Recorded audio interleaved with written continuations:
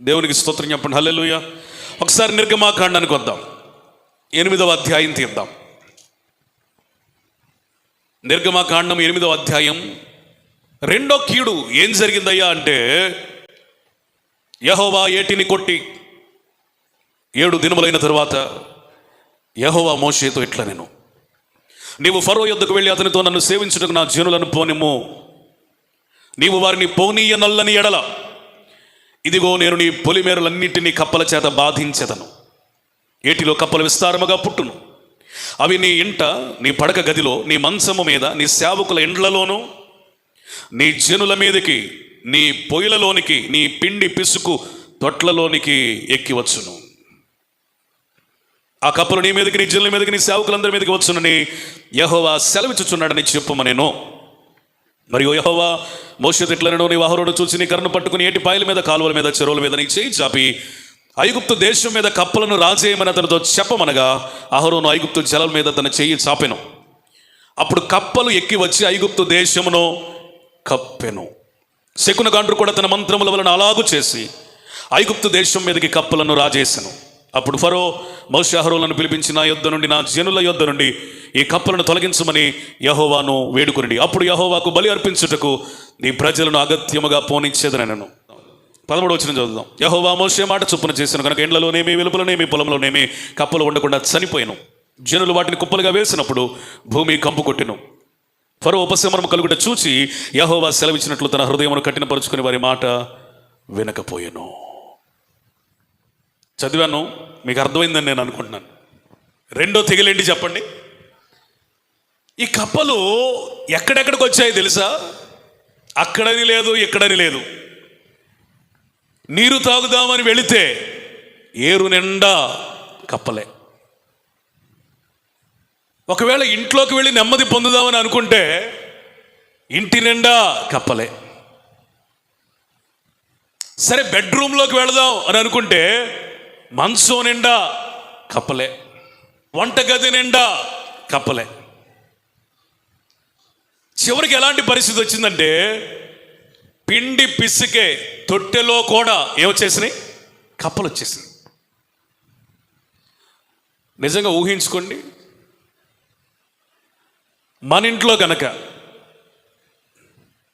బాత్రూంలోకి వెళితే అక్కడ ఒక కప్పు ఉంటేనే కంగారు పడిపోతామే. ఒకవేళ వంటగదిలో ఏదైనా బల్లి ఉంటేనే కొంతమంది భయపడతారు స్త్రీలు.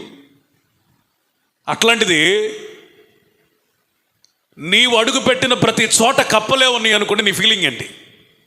సంతోషపడతానండి అన్నవాళ్ళు చేతులు ఎత్తండి. ఎట్లా ఉంటుంది ఫీలింగ్? చిరాకేసింది. ఇంకా ఏమని అనిపించింది అంటే చెప్పనా, నువ్వెన్ని లక్షలు పోసి ఇల్లు కట్టినా చీ ఇది ఏమి ఇల్లు అని అనిపించింది. ఈ ఇంటిని విడిచి ఎక్కడికైనా వెళితే బాగుండు. ఐగుప్తు అంతటికి అధికారి రాజు. ఆ రాజు ఇంట్లోనికి దేవుడు కీడు రప్పించినప్పుడు జరిగినటువంటి పరిస్థితి ఏంటి? వంటగదిలో కప్పలు, పడక మీద కప్పలు, ఇంటిలో కప్పలు, హాల్లో కప్పలు, ఆ యొక్క పిండి పిసికే తొట్టెలో కప్పలు, నీళ్లు తాగుదామని చూస్తే అక్కడ తొట్టిలో కప్పలు, దేశమంతా కప్పలు. నాకేనా, నా పరివారింట్లో కూడా అంటే వాళ్ళ ఇంట్లో కూడా కప్పలు, కప్పలు, కప్పలు, కప్పలమయం. ఎందుకు దేవుడు కప్పలను రప్పించాడు చెప్పండి? ఇశ్రాయేలీయుల్ని ఎందుకు పోనీయలేదు? దేనికి? ఆరాధించుటకు ఇశ్రాయేలీయుల్ని పోనీయనందున దేవుడు ఫరో ఇంట్లోనికి కానీ, సేవకుల ఇంట్లోకి కానీ, టోటల్గా ఆ దేశం అంతటికి కానీ ఏమి రప్పించాడు? కప్పల తిప్పల్ని రప్పించాడు. ఇప్పుడు మీరు నేర్చుకోవాల్సినటువంటి పాఠం ఏంటి తెలుసా? నువ్వు పూర్ణ మనస్సుతో కనుక ప్రభుని ఆరాధన చేయలేని పరిస్థితులు వస్తే ఈ కప్పలు అనేవి నీకు కష్టాలను అనుకో, నష్టాలు అనుకో, మనశ్శాంతి లేని జీవితం అనుకో, భయంకరమైనటువంటి ఒత్తిడి అనుకో. ఎందుకని ఫరోకి గతి పట్టిందయ్యా అంటే, దేవుని ప్రజలను ఆరాధించుటకు పంపనందున. ఫరో అయితే తన ప్రజల్ని ఆరాధన చేయడానికి పంపలేదు, కానీ మీలో ఎవరైనా ఆరాధన చేయటానికి హృదయాన్ని సిద్ధపరచుకోవట్లేదా? ఎంతమంది హృదయాలు నిజముగా దేవుని ఆత్మతోనూ సత్యముతోనూ పూర్ణ బలముతోనూ పూర్ణ ఆత్మతోనూ ఆరాధించాలని ఆశ కలిగి ఉన్నాయి? ఇక్కడ ఒక దినమున శాస్త్రం బాగా ఎరిగిన వ్యక్తి, ధర్మశాస్త్రం బాగా ఎరిగిన వ్యక్తి యేసు ప్రభు దగ్గరికి వచ్చి అంటాడు, అయ్యా, ధర్మశాస్త్రంలో 10 ఆజ్ఞలు ఉన్నాయి కదా, నాకు ఒక ధర్మ సందేహం అయ్యా. ఈ 10 ఆజ్ఞలలో ఒక ఆజ్ఞ చెప్పాలంటే ఏది ప్రాముఖ్యమైన ఆజ్ఞ అని చెప్పగలుగుతావు? అప్పుడు యేసు ప్రభు నోరు తెరిచి ఈ విధంగా చెప్పాడు, పూర్ణ మనసుతో పూర్ణ ఆత్మతో పూర్ణ హృదయముతో నీ దేవుని ఆరాధించటమే ప్రధానమైన ఆజ్ఞ అని చెప్పాడు. స్తోత్రం చెప్తారా? హల్లెలూయా. ప్రధానమైనది ఏంటి? నీ జీవితంలో కానీ, దైవజనుడైన నా జీవితంలో కానీ, మనందరి జీవితంలో కానీ పరిశుద్ధాత్ముడు మనకి ఈ రాత్రి వేళ ఇస్తున్నటువంటి ప్రధానమైన ఆజ్ఞ ఏంటంటే దేవుని ఆరాధించటం. ఆరాధన అంటే ఏంటి? పావుగంట పాడే పాట కాదు. నువ్వు ప్రార్థిస్తావే, కన్నీరు విడుస్తావే, దానికి కూడా ఏం పేరు పెట్టచ్చు? ఆరాధన. నువ్వు వాక్యాన్ని ధ్యానం చేస్తావు చూడు, దానిని కూడా ఏమని అనొచ్చు? ఆరాధన.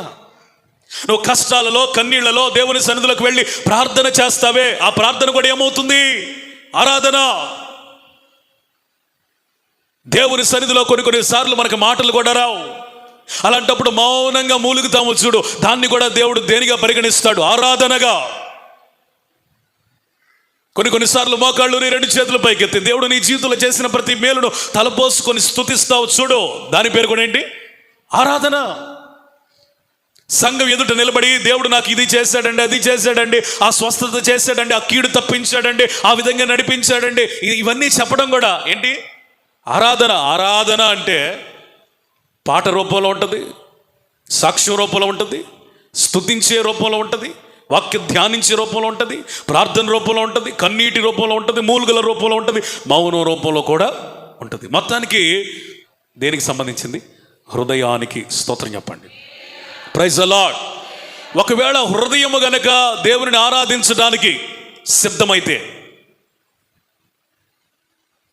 నీ అంతరింద్రియములు మాత్రమే కాదు, నీ బాహ్య అవయవాలు సమస్తము పనిచేయడం నువ్వు చూస్తావు. హృదయం కొన్న శక్తి ఏంటో తెలుసా? నీ హృదయం గనక దేవుని ఆరాధించడానికి సమ్మతి కలిగి కనుక ఉంటే నీ సర్వ అవయవాలు దేవుని కొరకు నిలబడతాయి. అవునంటారా కదంటారా? స్తోత్రం చెబుతారా? ఇప్పుడు ఫరో ఇశ్రాయేలీలను పోనీయని మనసు, అంటే ఆరాధన చేయని మనస్సు వలనే ఇశ్రాయేలీలు అనేవాళ్ళు కదులుతున్నారా? అట్లాగే నీలో నిజమైన ఆరాధన మనస్సు లేనప్పుడు నీ చెయ్యి కదలదు, నీ నోరు కదలదు, నువ్వు చేతులు పైకెత్తలేవు, నోరు తెరిచి పాడలేవు, ఆరాధన చేయలేవు, చప్పట్లు కొట్టలేవు.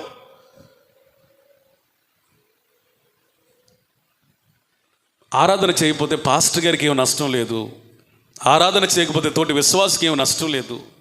ఆయనను యథార్థంగా ఆరాధించాలి అని అనుకునేవారు ఆత్మతోనూ సత్యముతోనూ ఆయనను ఆరాధన చేయాలి. స్తోత్రం. Praise the Lord. ఎవరికి నువ్వు ఆరాధన చేస్తున్నావు? నీ దేవునికి ఆరాధన చేస్తున్నావు. నువ్వు దేవునికి ఆరాధన చేస్తున్నప్పుడు పాడకుండా ఎలా ఉండగలుగుతున్నావు?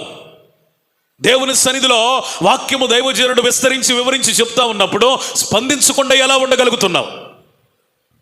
ఆయన సన్నిధిలోకి వచ్చిన తర్వాత నోరు తెరిచి ప్రార్థన చేయలేని ఒక కఠినమైన హృదయం ఎందుకు వస్తుంది? మీకు ఒక మాట చెప్తా. నీ హృదయము కఠినపరచుకునే కొలది ఈరోజు రాయిలాగా ఉన్నది రేపు బండ అవుతుంది, రేపు బండ ఎల్లుండి కొండ అయింది. అందుకని వీలైనంత త్వరగా నీ రాతి గుండెను దేవునికిచ్చి ఏం తీసుకోవాలి? నువ్వు మాంసపు గుండెను. నువ్వు మెత్తనైన హృదయం కలిగి ఉంటే ప్రభుని ఆరాధించకుండా ఉండలేవు, స్తుతించకుండా ఉండలేవు, స్తోత్రాలు చెప్పకుండా ఉండలేవు, స్పందించకుండా ఉండలేవు. కొంతమందికి ఎందుకు కీడులు దేవుడు అనుమతిస్తున్నాడంటే వారు ఆరాధన చేయనందున. ఒకవేళ నీకు కీడు ఎందుకు వస్తుంది? దేవుని సన్నిధిలో నిలబడిన నీవు సరిగ్గా ఆరాధన చేయలేకపోతున్నావేమో, ప్రభుకి సమయం ఇవ్వలేకపోతున్నావేమో, ప్రార్థన చేసే మనస్సు లేదేమో, ఆయన సన్నిధిలో మొరపెట్టి ఎన్నో దినములు ఎన్నో నెలలో అయ్యిందేమో. అందుకనే నీ హృదయం కఠినమైపోయి దేవునికి దూరం అయిపోయింది. తద్వారా దేవుడు ఏదో ఒక విధంగా ఆయన వైపు నిన్ను త్రిప్పాలని నీకు కీడు కలగజేస్తున్నాడు.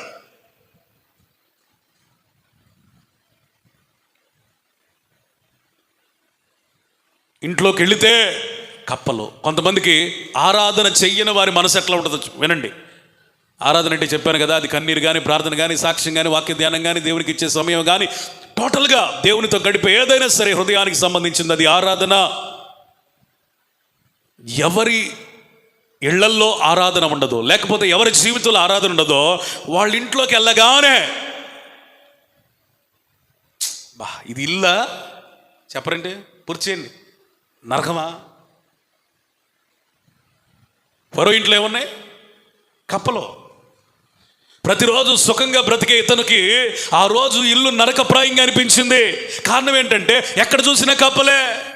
ఈ కప్పలు ఎందుకు వచ్చినాయిరా బాబు అంటే వీడికి ఆరాధన చేసే మనస్సు లేదు, అందుకని కప్పలు పంపించాడు దేవుడు.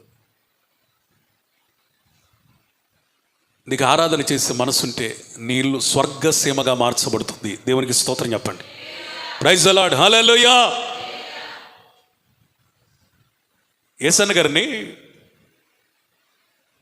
మీటింగ్లో చూసిన ఒక అతను, అయ్యారు ఎప్పటి నుంచో మిమ్మల్ని చూడాలని అనుకుంటున్నాను, మీరు కనుక మా ఊరు వస్తే మా ఇంటికి భోజనానికి తీసుకుని వెళ్ళాలని అనుకుంటున్నాను, దయచేసి కాదనకుండా మా ఇంటికి భోజనాన్ని రండని పిలిచిన దైవ సేవకుడిని కూడా, అంటే కన్వీనర్ని కూడా బ్రతిమలాడి మొత్తానికి తన ఇంటికి తీసుకెళ్ళాడు ఒక ఆయన.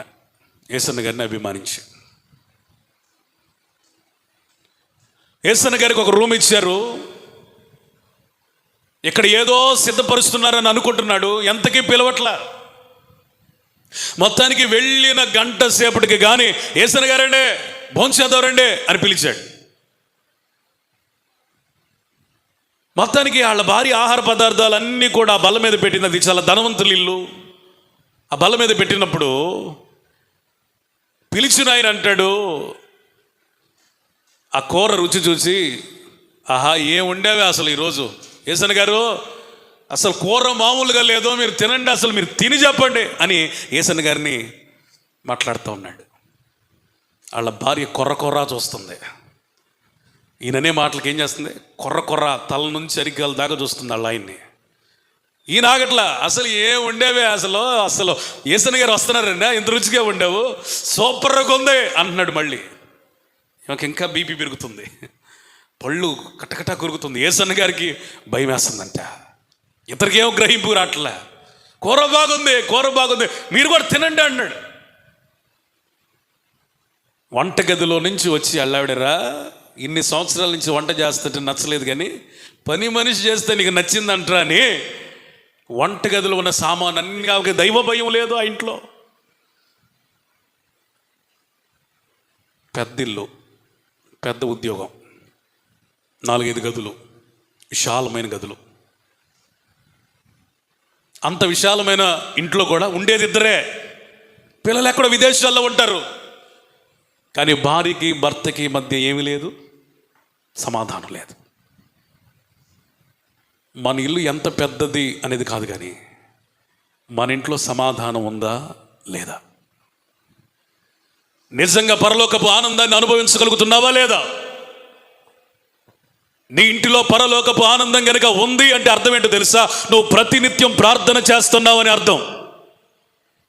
ఎవరైతే ప్రార్థన చేస్తారో వారి గృహాలు ఎట్లా ఉంటాయి అంటే నిజంగా దేవుడే దిగి వచ్చినట్లుగా అది పరలోకపు అనుభవాలతో, పరలోకపు ఆనందంతో నింపబడి ఉంటుంది. చాలామంది ప్రార్థన చేయక వాళ్ళ కుటుంబాలని, వాళ్ళ ఇళ్ళని, వాళ్ళ గృహాలని, వారి నివాస స్థలాలని నరకప్రాయంగా వారి మార్చుకుంటున్నారు. ఈరోజు నేను ఒక ప్రశ్న వేస్తున్నాను. ఉదయకాలన లేచి ప్రభుని స్తుతించగలుగుతున్నావా? దేవునికి సమయం ఇవ్వగలుగుతున్నావా? ఆయన సన్నిధిలో ఆరాధన చేయగలుగుతున్నావా? ఆయనకంటూ ఒక సమయాన్ని నీ జీవితంలో 24 గంటల్లో కేటాయించావా? ప్రార్థన అనుభవాలు నీ ఇంట్లో ఉన్నాయా?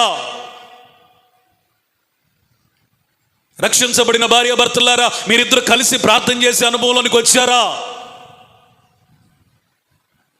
రక్షించబడిన ఓ తల్లి, నీ పిల్లల కొరకు నువ్వు ప్రార్థనా ప్రాకారాన్ని వేయగలుగుతున్నావా? ప్రార్థన కంచెని వేయగలుగుతున్నావా? రక్షించబడిన ఒక సహోదరి, నీ భర్త ప్రయాణాలలో క్షేమం రావాలని నీ భర్త కొరకు వెళ్ళిన తర్వాత ప్రార్థించేటువంటి అనుభవాలు నీవు ఉన్నావా?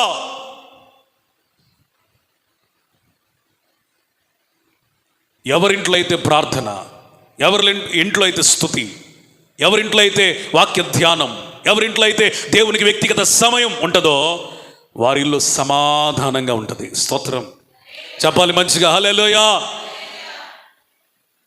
మీ ఇంట్లో సమాధానం లేదు అంటే ఈ సందర్భంగా ఈ వాక్య ముఖంగా నీకు చెప్పాలి అంటే చెప్పగలిగిన మాట ఏంటంటే, నీకు ఆరాధన హృదయం లేదు కాబట్టి నీ ఇంట్లో శాంతి లేదు, సమాధానం లేదు. బెడ్రూమ్లోకి వెళితే ఏమున్నాయి చెప్పాలి. బెడ్రూమ్ అంటే ఇట్లా అనుకుందాం, భార్యాభర్తల మధ్య సంబంధం. ఎవరైతే దేవుడిని ఆరాధించరో ఆ కుటుంబంలో భార్యకి భర్తకి ఏమవదో పొసగదో. ఎటువంటి తెడ్డం, అదంటే ఇది, ఎస్ అంటే నో. చాలా జాగ్రత్త. దేవుడు ఇచ్చిన మొట్టమొదటి సంఘం ఏదెను తోట, అందులో ఇద్దరు విశ్వాసులు, ఆదాము హవ్వ. వాళ్ళిద్దరు కూడా ఎవరు చెప్పండి? భార్యాభర్తలు. స్తోత్రం చెబుతారా? Praise the Lord. మొట్టమొదటి సంఘం భార్యాభర్తలు. రక్షించబడిన వారైతే ఖచ్చితంగా దినమునకు ఒక మారైనా భార్యాభర్తలారా మీరు ఎట్లా ఉండాలో తెలుసా? కలిసి ప్రార్థించే అనుభవంలోనికి రావాలి. మీరు కలిసి ప్రార్థించే అనుభవంలోనికి వస్తే మీ అభిప్రాయాలు దేవుడు జతపరుస్తాడు. హల్లెలూయా. మీ మనస్సులను ఏకపరుస్తాడు, మీ ఆలోచనలు ఏకపరుస్తాడు, మీ తాత్పర్యాలను ఏకము చేస్తాడు. మీరు ఏ నిర్ణయం తీసుకున్నది ఫలిస్తుంది. మీరు ఎక్కడికి వెళ్ళినా జయాన్ని పొందుతారు. మీరు ఏది పూనుకొనినా ఫలితాన్ని అనుభవిస్తారో. చాలామంది ఇళ్లలో డబ్బు ఉంటుంది కానీ ప్రార్థన ఉండదు, తద్వారా భార్యకి భర్తకి పడదు.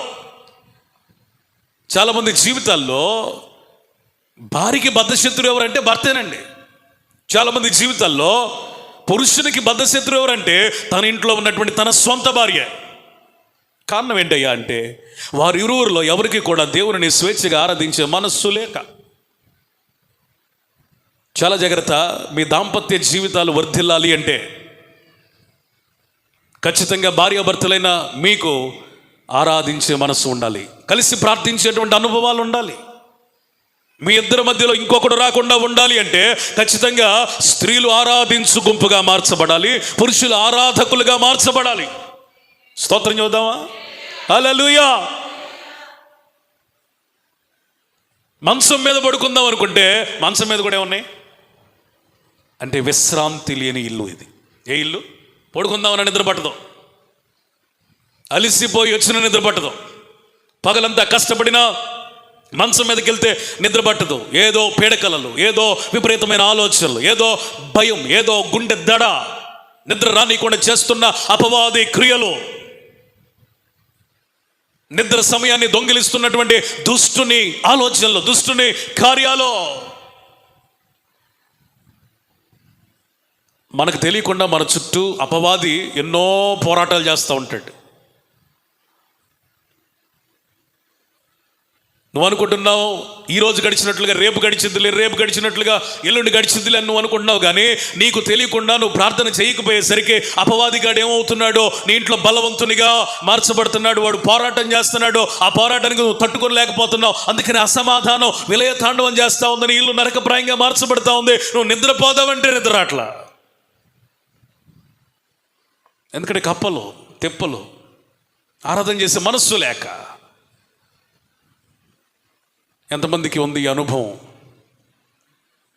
నువ్వు బెడ్ మీదకి వెళ్ళిన తర్వాత నిద్ర రాకుండా, పీడకలలు, భయం, సుఖమైన నిద్ర రాకుండా, ఉదయాన్నే లేచి అసలు నిద్రే రాలేదన్న ఫీలింగ్తో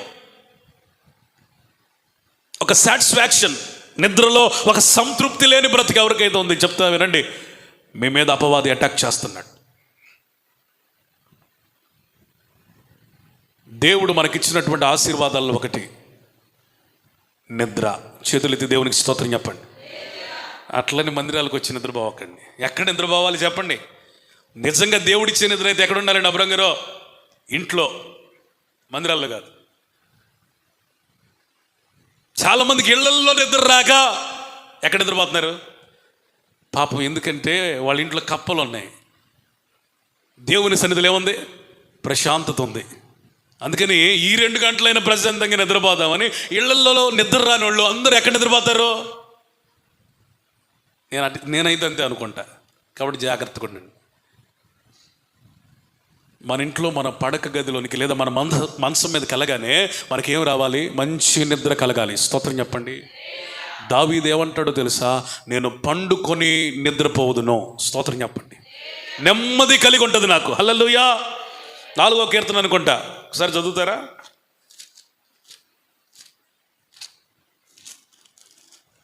దేవునికి స్తోత్రం. 4:8 చదువమ్మా. యెహోవా నెమ్మదితో పండుకొని నిద్రపోవుదును, నేను ఒంటరిగా నుండినను నీవే నన్ను సురక్షితంగా నివసింపచేయుదువు. దేవునికి స్తోత్రం చెబుతారా? దావీదు అంటున్నాడు, తరమబడిన అనుభవాలు ఎన్ని ఉన్నానో నేను నెమ్మదితో పండుకుంటాను, నిద్రపోతాను. ఒంటరిగా ఉన్నా నాకు భయమే లేదు, ఎందుకంటే నన్ను రక్షించువాడు నీవు ఉన్నావు కాబట్టి. చప్పట్లు కొడతారా? స్తోత్రం చెబుతారా?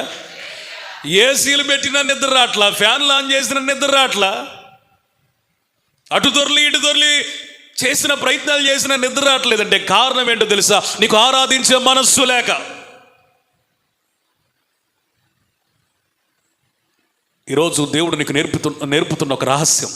నువ్వు కనుక పూర్ణ మనస్సుతో పూర్ణ ఆత్మతో ఆయన ఆరాధించగలిగితే నీకు ఒక శ్రేష్టమైన ఆశీర్వాదకరమైన నిద్ర వస్తుంది. స్తోత్రం. Praise the lord.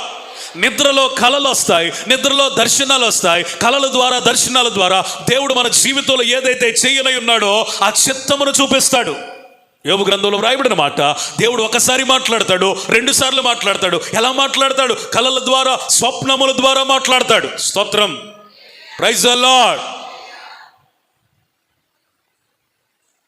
అపవాదిగాడు ఏం చేస్తాడంటే అసలు నీ ఎడల దేవునికి ఉన్న సంకల్పం ఏంటో నీకు అర్థం చేసుకోకుండా వాడు అసలు కలల దాకా కాదు కదా, అసలు నీకు నిద్రే పట్టకుండా చేస్తాడు. ఒకవేళ ఏదైనా మత్తు నిద్ర వచ్చినా, ఏదో ఒక కళ వచ్చింది, మంచి కళ వచ్చిందిరా దేవునికి స్తోత్రం అనుకుని ఉదయం లేచేసరికి ఆ కళ ఏమైపోద్ది? అంతర్ధానం అయిపోద్ది. అపవాదిగాడు చేసే ఒక దొంగతనం ఏంటి తెలుసా? కళలు దొంగతనం చేస్తాడు, స్వప్నాలు దొంగతనం చేస్తాడు, దర్శనాలు దొంగతనం చేస్తాడు. ఎప్పుడు మన కళలు మంచిగా రిజిస్టర్ అయ్యి ఉంటాయో తెలుసా? సేవ్ అయ్యి ఉంటాయో తెలుసా? మనకి కళ వచ్చినట్టుగా రావాలంటే, అది మనకి గుర్తుండాలంటే మనకి ఏ నిద్ర ఉండాలి? నెమ్మదితో పండుకునే అనుభవం. స్తోత్రం. Praise the Lord. కళ వచ్చి రాగానే మధ్యలో ఒక దోమ కొట్టగానే లేచామనుకో, కళ అయింది. దేవుడు నీతో కళల ద్వారా మాట్లాడాలని అనుకుంటున్నాడు, దర్శనాల ద్వారా నీతో మాట్లాడాలని అనుకుంటున్నాడు. నువ్వు నిద్రపోతున్నప్పుడు దేవుడు ఏం చేస్తాడు తెలుసా? నీ మనోనేత్రములు వెలిగిస్తాడు. స్తోత్రం. భౌతిక పరమైన కన్నులు చూడలేనివి ఆత్మ సంబంధమైన సంగతులు దేవుడు నిద్రపోతున్నప్పుడు కళల ద్వారా నీకు ఇస్తాడు. Praise the Lord. పగటిపూట వచ్చే కళలకి మనం గ్యారెంటీ చెప్పలేం, కానీ మినపట్లు వేసుకొని దీన్ని పడుకునే దానికి వచ్చే కళలకి నేను గ్యారెంటీ చెప్పలేను. కానీ నువ్వు మంచి ప్రార్థనా వాతావరణంలో ఉండి రాత్రిపూట నిద్రపోయినా, మంచి ప్రార్థన చేస్తా అలిసిపోయి పగలు 1 గంట అట్లా కొనుక్కు తీసిన ఆ ప్రార్థనలో నీకు వచ్చేటువంటి ఆ దర్శనాలు, ఆ కళలు చూసావా? దాని ద్వారా దేవుడు నీతో మాట్లాడాలని అనుకుంటున్నాడు. స్తోత్రం. హల్లెలూయా. స్తోత్రం. కళలు మరియు దర్శనాలు దేవుని చిత్తమును నీకు తెలియజేసే సాధనాలు. ఇవన్నీ అపవాది దొంగిలించకుండా ఉండాలంటే నీ ఇంట్లో నీ పడక మీద ఏం ఉండకూడదు? కప్పలు ఉండకూడదు. స్తోత్రం చెప్పండి. కప్పలు ఉండకూడదు అంటే నువ్వేం చేయాలా? చేతులెత్తి ఆరాధన చేయాలి. ఒకసారి 2 చేతుల పైకి ఎత్తి యేసయ్యా స్తోత్రం అని చెప్పండి. మంచిగా చెప్పాలి. స్తోత్రం. హల్లెలూయా. మొత్తానికి వంటగదిలోకి వెళ్ళాడు. మళ్ళీ ఏమన్నాయి? కొంతమంది జీవితంలో వంటగది నిండా తినడానికి అనేకమైనవి ఉన్నా తినాలని అనిపించదు. తిన్నా ఇంకా ఏదో తినాలనిపిస్తుంది. తిన్నా సంతృప్తి కలదు, ఆకలి తీరదు. నువ్వు నిజంగా ఆరాధన చేస్తే ఎట్లా ఉంటుందో తెలుసా? నువ్వు తిన్న ఆహారం నీకు సంతృప్తినిస్తుంది. స్తోత్రం చెప్పండి. Praise the Lord. కొన్నిసార్లు మన ఇంట్లో ఎన్ని తిన్నా కానీ నోటికి రుచించినట్టుగా ఉంటుంది, సంతృప్తి లేకపోవటం. ఎన్ని తిన్నా ఇంకేదో తినాలని, ఎన్ని తిన్నా ఆకలి తీరకపోవటం, ఎన్ని తిన్నా సంతృప్తి కలగకపోవటం, ఎన్ని తిన్నా ఇంకా ఏదో రుచి. కొన్నిసార్లు అన్నీ ఉన్నా ఏమీ తినలేని పరిస్థితి. ఈ అన్ని కారణాలు ఏంటో తెలుసా? నువ్వు ప్రభువుని ఆరాధన చేయలేకపోతున్నావు. ప్రసంగి గ్రంథంలో వ్రాయబడిన మాట, సూర్యుని కింద అన్ని వ్యర్థం అని చెప్పిన ఆయన మహానుభావుడు. ఆయన ఏం చెప్పాడు తెలుసా? భోజనము చేయటం దేవుడిచ్చిన ఆశీర్వాదం. స్తోత్రం చెప్పండి. Praise the Lord. కష్టపడిన మన కష్టార్జితముతో మనము మన పిల్లలము కలిసి భోజనం చేయటం, అది దేవుని దృష్టిలో ఏంటిదంట? ఆశీర్వాదం. అందుకనే ఐ థింక్ 128వ కీర్తనలో ఆ కీర్తనకారుడు ఏమని రాస్తాడు తెలుసా? నీ పిల్లలు భోజనపు బల్ల చుట్టూ ఒలీవ మొక్కల వలె ఉంటారు. అంటే తినేదానిలో ఒక సాటిస్ఫాక్షన్, సంతృప్తి. Praise the Lord. నువ్వు పచ్చడితో తిన్నా సంతృప్తి కలుగును గాక, నువ్వు బిర్యానీ తిన్నా సంతృప్తి కలుగును గాక.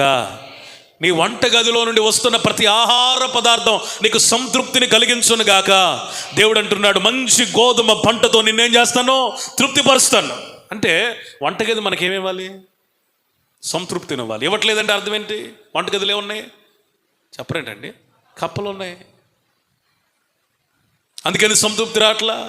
హగ్గీ గ్రంథంలో వ్రాయబడింది అదే కదా, వారు కడుపు నిండా తింటున్నారు కానీ ఏం లేదు, సాటిస్ఫాక్షన్ లేదు, తృప్తి లేదు, ఆకలి తీరటంలా. కారణం ఏంటంటే వాళ్ళు దేవుని ఆరాధించడం మానేశారు. వారి దృష్టి అంతా భౌతికపరమైన జీవితాలు, లౌకికపరమైన జీవితాలు. ఈరోజు ఒక మాట పరిశుద్ధాత్ముడికి తెలియజేయాలనుకున్నది ఏంటో తెలుసా? నువ్వు ఇది మొదలు కొన్ని విషయాల్లో ఆరాధించగలిగితే నువ్వు తినే ప్రతి ఆహారమును దేవుడు దీవిస్తాడు. స్తోత్రం. నువ్వు కోరుకోవాల్సింది ఏంటో తెలుసా? నువ్వు చేతులెత్తి ప్రార్థించక మునుపే నీ ఆహారము దీవించబడాలి. స్తోత్రం చెప్పండి. నీ చేతిలోనికి రాక మునిపే దేవుడు దాన్ని దీవించి పంపించాలి. స్తోత్రం చెప్పండి. ఎప్పుడైతే దేవుడు ఆ పని చేస్తాడో అప్పుడు నీ జీవితం ఎట్లా ఉంటుందంటే 5 రొట్టెలు 2 చేపలాగా ఉంటుంది. ఆయన విరిచి ఆశీర్వదించి వడ్డించినప్పుడు వారు ఎట్లా తిన్నారంట? కడుపారా తిన్నారు. స్తోత్రం. నీ ఆహారానికి నువ్వు ప్రార్థన చేసుకునే ముందు అసలు ఆహారం ఎక్కడి నుంచి రావాలి? దేవుని యొద్ద నుండి రావాలి. దేవుని యొద్ద రావాలంటే నువ్వేం చేయాలి? ఆరాధన. వింటున్నారా? దేవుని యొద్ద నుండి వచ్చిన రొట్టె 5,000 మంది కంటే అధికమైన ప్రజానికానికి ఏం కలిగించింది? సంతృప్తి. దేవుని యొద్ద నుండి వచ్చిన చేపలు వారికి ఏం కలిగించాయి? రుచిని కలిగించాయి, సంతృప్తిని కలిగించాయి. వడ్డించిన వారు కూడా అమ్మా అని నడువు నొప్పులు, అయ్యా విక్స్ కొనుక్కోవాలని అనుకోవట్లా. ఏం చేస్తున్నారు వాళ్ళు చెప్పండి? 12 గంపలు మోసుకొని వెళ్ళారు. స్తోత్రం చెప్పండి. Praise the lord. వడ్డించిన వాడికి తృప్తి, తిన్నవాడికి తృప్తి. కాబట్టి నీ జీవితంలో యేసయ్య ఉంటే నువ్వు తినే ఆహార పదార్థం మీదకి దేవుని బ్లెస్సింగ్, ఆశీర్వాదం వచ్చిందంతే. నువ్వు గంజి తిన్నా శక్తి వస్తుంది. ఆమేన్. అఫ్ కోర్స్ గంజే బలం అనుకోండి. నువ్వేది తిన్నా శక్తి వస్తుంది. నువ్వెన్ని పోషకాహారాలు తిన్నా, మందుల మీద మందులు వేసుకున్నా నీకు బలం రాదు ఆరాధించకపోతే. ఆరాధనే బలం. స్తోత్రం చెప్పండి. ఆరాధనే ఏంటి చెప్పండి? బలం. ఆరాధించిన వాడు నూతనమైన బలాన్ని పొందుతాడు. యెహోవా కొరకు ఎదురు చూచువారు చెప్పండి అమ్మా, నూతన బలం, న్యూ స్ట్రెంగ్త్. నీ జీవితంలో ఒక నూతన బలాన్ని ఆస్వాదించాలా, అనుభవించాలా అని అనుకుంటున్నావా? యెహోవా కొరకు ఎదురు చూడాలి. పక్షిరాజు వలె నీ చేతుల పైకెత్తి ఆయనను ఆరాధన చేయాలి. అప్పుడు నీ పడక గదిలో దేవుని ఆశీర్వాదం ఉంటుంది. నీ మంచం మీద సుఖమైన నిద్రిస్తాడు. నీ వంట గదిలో లేకపోతే ఆ కిచెన్లో దేవుడు ఆహార పదార్థాల మీద ఆశీర్వాదం ఇస్తాడు. నీ పిల్లలు తినే ఆహార పదార్థాలు కూడా దేవుడు దీవిస్తాడు. నీ ఇంటిలో ఇక నరకప్రాయం అనే అనుభవాలు ఉండవు. ఎట్లా ఉంటాయి తెలుసా? ఇది ఒక చిన్న సైజు పరలోకం లాగా ఉంటుంది. స్తోత్రం చెప్పండి. Praise the Lord. ఇప్పుడు మీకు అర్థమైపోయింది ఎందుకని నువ్వు తింటున్న దాంట్లో సంతృప్తి కలగట్లా, ఎందుకని భార్యాభర్తల మధ్య సంబంధ బాంధవ్యాలు సరిగ్గా ఉండట్లా, ఎందుకని నీ ఇల్లు నరకప్రాయంగా ఉంటుంది. ఇంట్లోకి వస్తేనే ఎప్పుడు వెళ్ళిపోదామా అని అనిపిస్తుంది. పరుపు మీద ఎక్కగానే నీకు నిద్ర రావట్లేదు. వీటన్నిటికీ కారణాలు, దీనికి ఒకటే ఒక పరిష్కారం. నువ్వే ఇది మొదలుకొని ఏం చేయాలి? ఆరాధన. స్తోత్రం చెప్పండి. Praise the Lord. ఇప్పుడు నీకు నిద్ర రాలేదండి, మంచం ఎక్కావు, నిద్ర రాలేదండి, ఏం చేయాలి? ఫోన్ పట్టుకుని నక్కాలా? ఛానల్ తిప్పాలా? ఏం చేయాలి? లేకపోతే అటు ఇటు తిరగాల? లేకపోతే వంటగదిలో ఏమన్నాయో తిందామని పోవాలా? లేకపోతే గుర్కా తిరిగినట్టు ఇంటి బయట తిరగాల రోడ్డు మీద? ఏం చేయాలండి? నీకు నిద్ర పట్టకపోతే ఒకటే మందు, చదివితే బైబుల్ చదువు, లేకపోతే ప్రార్థన చేయి. నువ్వు ప్రార్థన చేసేటప్పుడు నిద్ర వచ్చినట్టు ఉంటుంది, ఆమె అని చెప్పేసి పడుకో, మంచి నిద్ర వచ్చేది. స్తోత్రం చెప్పండి. నేను ఇచ్చే సొల్యూషన్ ఇది. నీకు పడక గదిలో నిద్ర రావట్లేదు, మనసు ఎక్కగానే నిద్ర రావట్లేదంటే నేను చెప్పిందే కాదు, యేసన్న గారికి ఒక గొప్ప దైవజనుడు చెప్పాడంట, నాయనా మంచం మీద ఎక్కి నిద్రపోవద్దు అన్నాడంట. ఏమన్నాడంట? మంచం మీద ఎక్కి నిద్ర బాగపోతే చాప మీద పడుకోమంటావా, కట్టికి నేల మీద పడుకోమంటావా అన్నాడు. లేదు బాబు, నేను చెప్పింది నీకు అర్థం కాలేదు. నిద్ర రాకపోయినా మంచం ఎక్కొద్దు, ఎక్కి నిద్రపోవడానికి ట్రై చేయొద్దు. Don't try to sleep. నిద్రపోవడానికి కష్టపడి ప్రయత్నం చేయొద్దు. దానంతటా అదే నిద్ర ఎట్లా వచ్చిందో ఆలోచన చేయండి. ప్రైజ్లో దానంతటా అదే ఎట్లా నిద్ర వస్తుందంటే, చక్కగా దేవుని సన్నిధిలోకి వెళ్ళి నీ ప్రాణాత్మ దేహములను ఆయనకు అప్పగించుకొని నువ్వు ప్రార్థన చేస్తూ ఉన్నప్పుడు, మరి నా కుమారుడు లేదా నా కుమార్తె ప్రార్థన చేస్తూ ఉంది కాబట్టి మరి ఆమెకు ఒక మంచి నిద్ర ఇవ్వడం నా ధర్మం అని దేవుడు ఏం చేస్తాడంటే, ఒక పావు గంట అరగంట నువ్వు ప్రార్థన చేయగానే మంచి నిద్రనిస్తాడు. నిద్ర వస్తుందని నీకు అర్థమైపోయింది. అప్పుడు ఆమేన్ ప్రభువా థ్యాంక్ యూ అని చెప్పేసి నీ గదిలోకి వెళ్ళో, లేకపోతే వెళ్ళిపోయి పడుకుంటావు. వెంటనే చక్కగా నిద్ర వస్తుంది. ఉదయాన్నే లేచి నువ్వు ప్రభువును స్తుతించగలుగుతావు. స్తోత్రం. Praise the Lord. నీకు నిద్ర రాకపోతే ఫోన్లు నొక్కువాకండి, నిద్ర రాకపోతే టీవీ ఆన్ చేయకండి, నిద్ర రాకపోతే ఏదేదో చేయవాకండి, అంటులు తోమవాకండి. కొంతమంది ఉంటారేమో, ఉంటారు ఎవరన్నా నిద్ర రాకపోతే అంటులు తోమేవాళ్ళు, మిగిలిపోయిన ఊడ్చుకొని తినేవాళ్ళు. ఇవన్నీ కాదు. దేవుని సన్నిధిలో ప్రార్థన లేదా వాక్యం. స్తోత్రం చెప్పండి. హల్లెలూయా. కొన్నిసార్లు నీకు ఎందుకు నిద్ర రాదంటే, దేవుడు నీ ద్వారా ప్రార్థన చేయించడానికి, విజ్ఞాపన చేయించడానికి నీకు నిద్ర రానికుండా చేస్తాడు. నీకు నిద్ర రాకపోవడం ఒక రోగం అని అనుకోవద్దు. కానీ కొన్నిసార్లు నీకు కొందరి గురించి, లేకపోతే నీ కుటుంబం గురించి, లేదా నీ వ్యక్తిగత భక్తి జీవితం గురించి, ఆయా సమస్యల గురించి ప్రార్థించుకోవడానికి అవకాశంగా దేవుడు ఏం చేస్తాడు?